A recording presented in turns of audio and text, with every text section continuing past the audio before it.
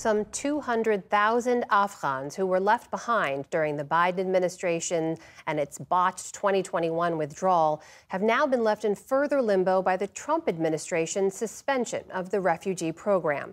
Many fought alongside U.S. soldiers and received refugee visas last year, but they now fear they may never be allowed to come to the U.S. Nick Schifrin and producer Sonia Kopelev spoke to refugees hoping to fulfill an American dream they thought they'd been promised. For nearly 2 decades, they fought, sacrificed, and lived side by side with their American partners, bound by a mutual mission: create a safe, smart Afghanistan. That dream now replaced by the nightmare of Taliban persecution. What would happen if you were forced to go back to Afghanistan? People like me, that they have a lot of information, special work with the U.S. Special Forces, they are not going directly to kill them. They are going to torture them, their family, their friends. A man we'll call Mohammed and keep anonymous was an Afghan Special Forces soldier who served with U.S. Green Berets from 2019 until the U.S.'s 2021 withdrawal. He filmed this video. Their missions, often at night, always dangerous, against a common enemy. We have been served and fight shoulder by shoulder to each other for many years against the Taliban, IS, Al-Qaeda, and other terrorist groups in Afghanistan. We lost a lot of our colleagues, 150 people that I personally knew them. I'm so proud of what we did in Afghanistan for humanity and for freedom. During the Biden administration's chaotic evacuation, Mohammed, like so many other Afghans, tried but failed to evacuate via Kabul's airport. So he fled first to the northern city of Mazar-e-Sharif, where he filmed these scenes, and then 8 months later, he walked across the border into Pakistan.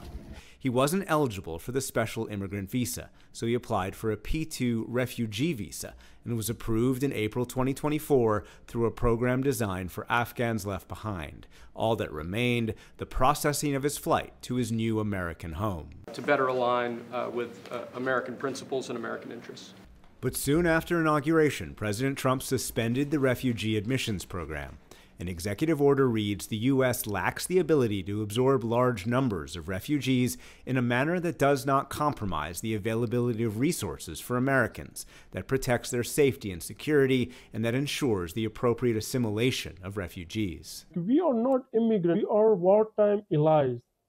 And 20 years before America, when it came to Afghanistan, they promised to Afghan people that we are with you people and we are standing when no one should be left behind. Those left behind, the Taliban have hunted mercilessly. And now the Pakistani government has imprisoned Afghans living in the country, including entire families, and deported 40,000 back to Afghanistan. If I go back to Afghanistan, which is beyond my imagination, of course the Taliban knows that I was cooperating with the U.S. government and they might kill me. A woman we'll call Samira is a human rights lawyer from northern Afghanistan who worked with the U.S. and foreign aid organizations to help the war's youngest victims. She provided food, medicine, and clothing. After the Taliban takeover, she went into hiding before fleeing with her family to Pakistan. We sold our home, all our belongings, and left our beloved country to save our lives, and have stayed in Pakistan for the past 3 long years, with a lot of hope and American promises, living without any income and suffering financially and emotionally here. She, too, was approved for a P2 refugee visa and was waiting for her flight, which means the dreams of her daughter are deferred. Afghan children can't attend Pakistani public schools, and Samira can't afford private school, so her daughter has not been able to study for 3 years. She cries every day and asks me to send her to school, but I keep promising her that soon we will go to the United States and you can continue your education in an American school. I do not know how to explain to her my promises.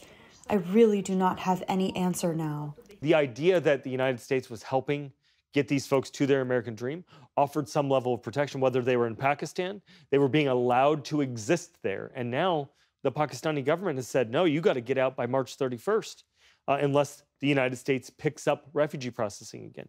Sean Van Diver is the chairman of Afghan EVAC, a coalition of 250 organizations that worked with the Biden administration to resettle Afghans who worked with the U.S. Every one of these people is somebody who stood up for the idea of democracy, and because of something that they did, they're at risk, or somebody in their immediate family did. And many immediate families have been separated since the chaotic evacuation, awaiting a reunification they now fear may never come, including an Afghan woman we'll call Zahra. She worked for the U.S. military and says her family of 4, 2 older kids, 1 younger son, has been cut in 2. We entered to the airport on August 17, which was 2 days after the fall of Kabul. They told us that we don't need to bring any family members right now. As a single mom, it was hard for me to believe that, but there was no any other choices. But I couldn't leave my 4-year-old baby because I was breastfeeding him.